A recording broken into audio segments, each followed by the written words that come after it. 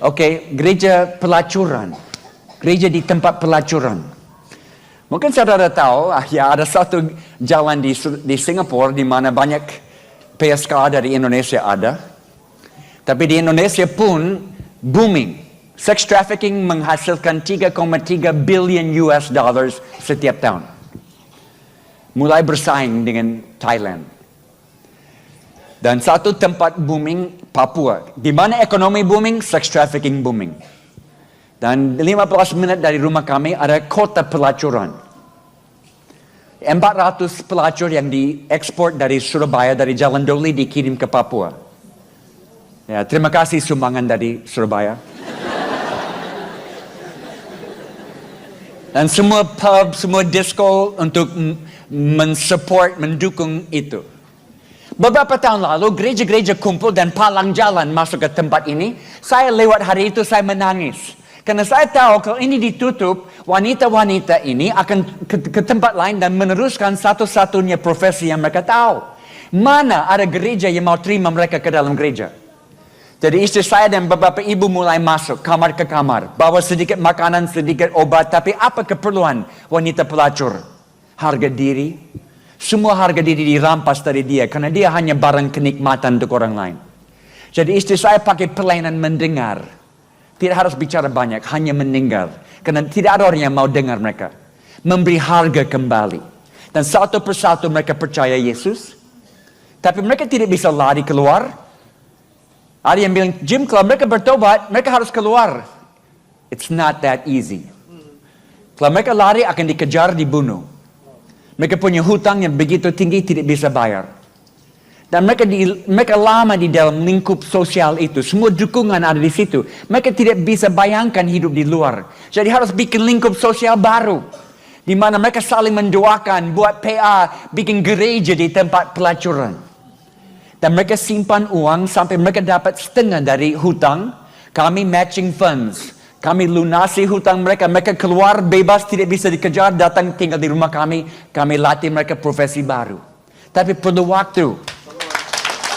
Berminggu-minggu. Berbulan-bulan. Mereka sudah berubah. Hati mengasihi Yesus, tapi tetap harus melayani customer. Tapi sekarang mereka pakai pelacuran di dalam Tuhan. Ada di Singapura. Seperti ini. Ada kelompok laki-laki yang saya pimpin. Ini bukan pria sejati. Ini pria yang belum sejati.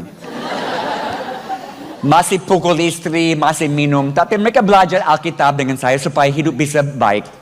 Satu malam ada laki-laki baru gabung. Saya tanya, Pak, dengar tentang kelompok kami dari mana? Dia sedikit malu. Ya, saya dengar dari pelacur. Terus saya mau dengar ini. Ya, minggu lalu saya masuk tempat pelacuran, saya masuk ke kamar dengan wanita ini dan dia mulai cerita-cerita dengan saya. Dia tanya, Bapak tidak punya istri? Saya jawab, ya, saya punya istri. Dia tanya, Bapak tidak punya anak? Saya jawab, ya, saya punya anak.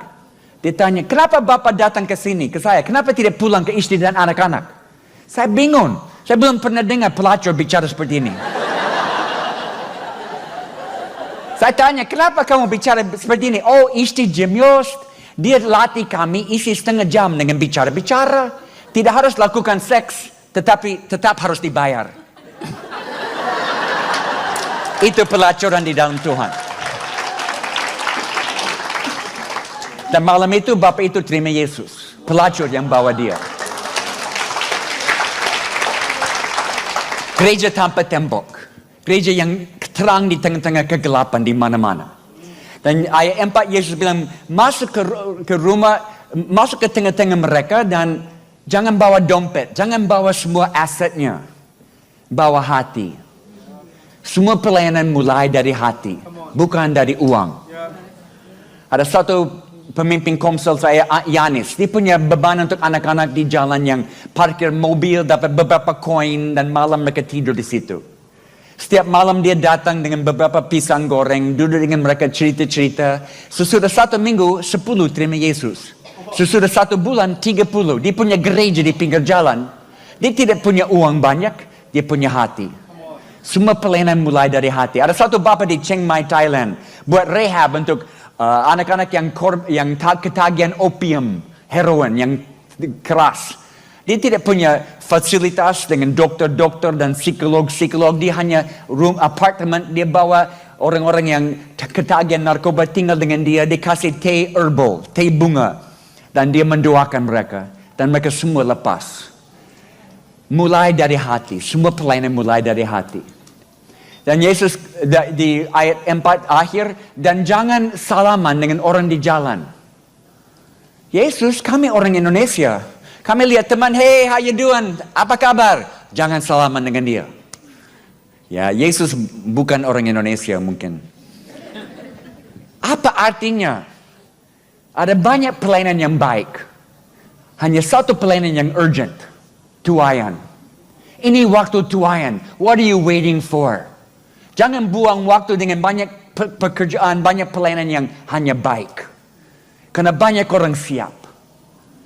Waktu saya tangkap ini, saya kumpul semua pemimpin di Papua dan kami evaluasi dengan jujur.